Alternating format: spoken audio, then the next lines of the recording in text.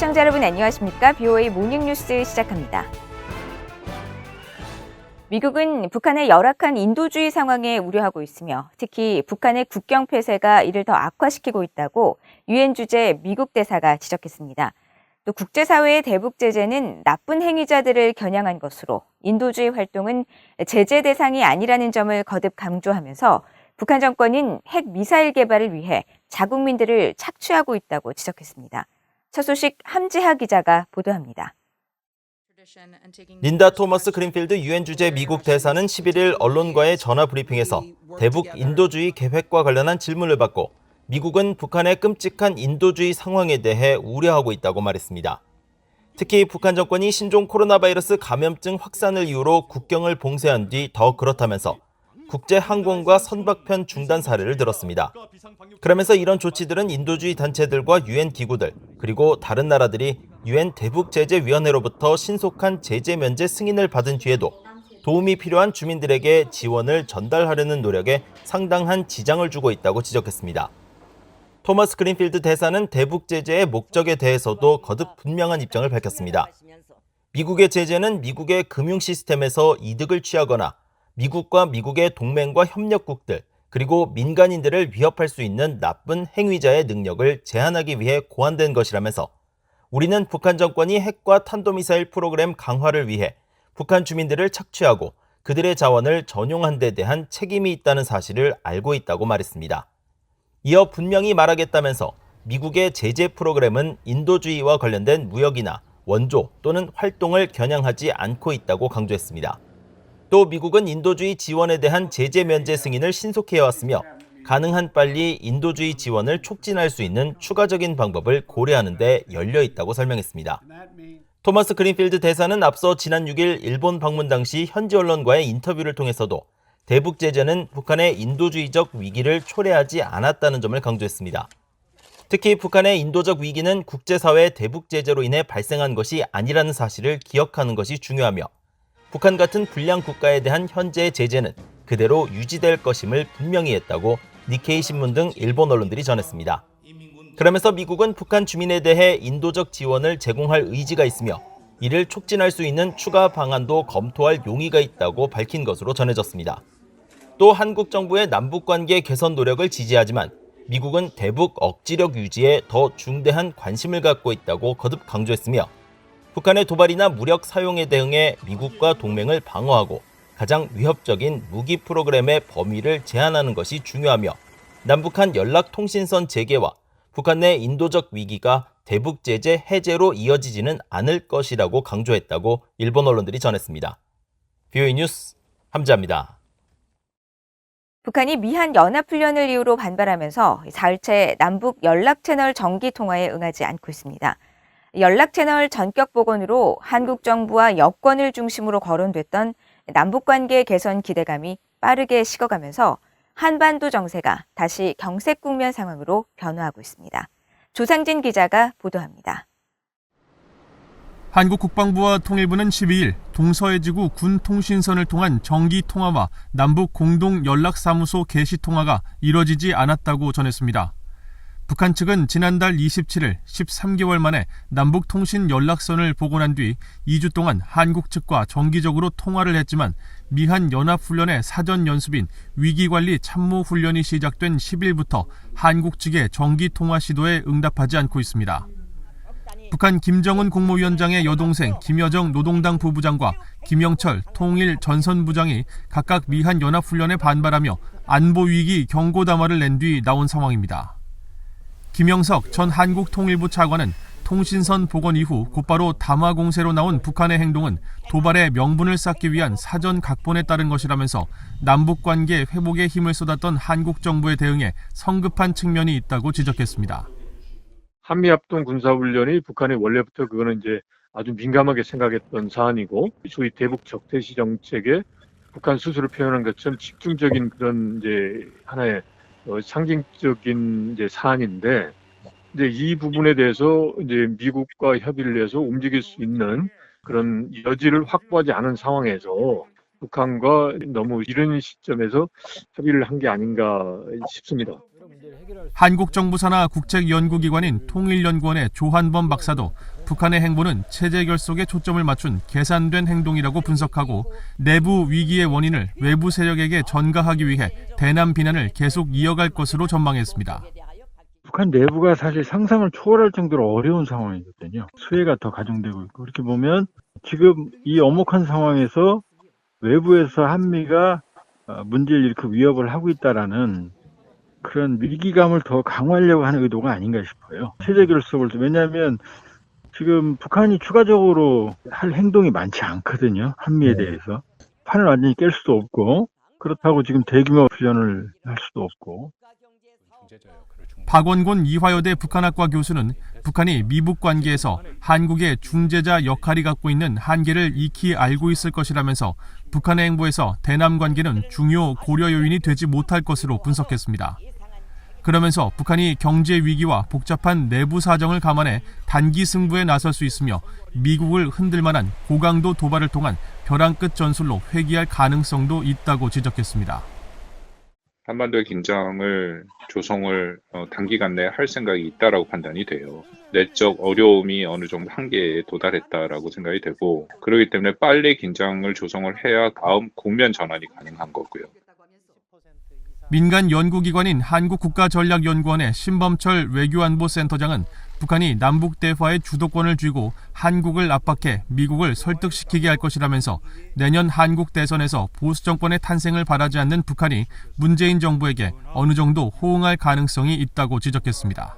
북한이 남북 대화의 가능성은 계속해서 열어두면서 문재인 정부를 압박할 것 같다고 생각해요. 왜냐하면 북한도 사실은 한국의 내년 대선을 고려할 때 다시 보수 정부가 탄생하는 것을 원하진 않을 것이다. 그러면은 문재인 정부에게 어느 정도 호응할 필요성은 느낄 거예요. 그렇기 때문에 판 자체를 계속 깨고 문재인 정부를 압박하는 것은 북한에게도 손실이 따르는 거죠. 향후 몇 년간의 정세를 고려할 때. BOA 뉴스 조상진입니다.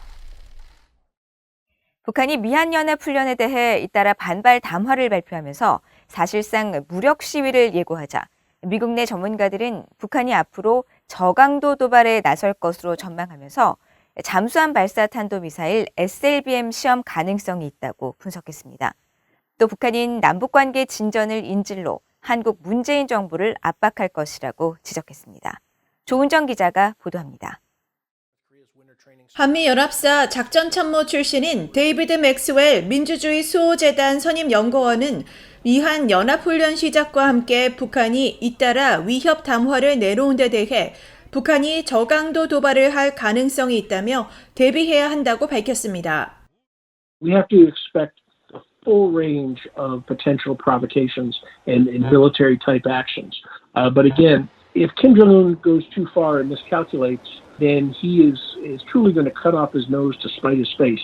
He can get away with low-level provocations. 해리 카지아니스 미국 국익연구소 국장도 북한의 도발 가능성을 전망하면서 잠수함 발사 탄도미사일 시험에 나설 것으로 내다봤습니다. One possibility could be a submarine-launched ballistic missile test. Something they haven't done in a long time. It shows a new capability. It isn't something that theoretically that they promised they would stop doing. 안킷 판다 카네기 국제평화재단 선임연구원은 신형 KN-23 개량형 단거리 탄도미사일 시험 발사를 예상했습니다. If I had to guess, I would probably say short-range missile testing. The missile they tested in March this year has just been tested in a single test with 2 missiles involved. So I suspect just for reasons of developing that system, they want to test it further. 에반스 리비어 전 국무부 동아태 담당 수석 부차관보는 북한이 미국이 아닌 한국을 상대로 도발에 나설 것이라며 한국을 쉬운 목표물로 삼고 있고 남북관계 진전을 인질로 삼고 있다고 지적했습니다. 반면 미국 해군 분석센터의 켄 고스 적성국 분석국장은 북한의 도발을 단언할 수는 없다면서 결국 북한 정권의 셈법에 달렸다고 분석했습니다. 북한이 외교적 노선에서 아무것도 얻지 못할 것이라고 판단하면 도발에 나서 국면을 흔들려고 할 것이라는 설명입니다. I think that basically comes down to the calculus inside Pyongyang on whether they want to continue to move forward toward diplomacy, which they gave an indication with the reactivation of the hotline, and whether they think that there is near to medium-term dividends that can be paid by that. 로버트 아인혼 전 국무부 비확산 군축 담당 특별보좌관은 북한이 시간 끌기를 하고 있다고 평가했습니다. I think what's happening now is that the North Koreans are temporizing. They are certainly not ready to engage with the United States. They are preoccupied with domestic crises, so they have returned to familiar, kinds of statements urging no exercises. 아인혼 전 특보는 그러면서 북한이 남북 통신 연락선 복원 직후 위협에 나서는 것은 한국의 문재인 정부가 미국으로부터 더 독립적인 노선을 택하도록 압박하기 위한 것이라면서 김정은은 남북관계 진전을 인질로 삼고 있으며 문재인 정부가 대북 지원에 나서고 남북협력 사업을 추진하길 바라고 있다고 분석했습니다. VOA 뉴스 조은정입니다. 미국 공군이 적군의 핵 위협을 억제하기 위한 지상 발사형 대륙간 탄도미사일 ICBM 미니트맨 3 시험 발사를 성공적으로 수행했다고 밝혔습니다. 미국 공군 지구권 타격사령부는 11일 보도자료를 통해 이날 캘리포니아 반덴버그 공군기지에서 시험용 대기권 재진입체를 장착한 미니트맨 3의 시험 발사를 성공했으며 발사체가 발사 지점에서 약 6,700km 떨어진 태평양 마샬군도 인근 해상에 떨어졌다고 밝혔습니다. 그러면서 이번 시험 발사는 ICBM 무기체계의 정확성을 담보하고 안전하고 확실하며 효과적인 핵 억제력 지속 보장을 위한 유용한 정보를 제공하기 위한 것이었다면서 적의 위협에 대비한 준비태세 확보 차원의 시험 발사였다고 강조했습니다. 앞서 미국 전략사령부는 지난 4월에도 미국이 영내 특정 핵보유국과 갈등 상황이 발생할 경우를 대비한 억제 전략 모의 훈련을 진행하고 미니트맨 3 등 ICBM 무기를 활용한 핵 억제 전략을 검토했다고 밝혔습니다.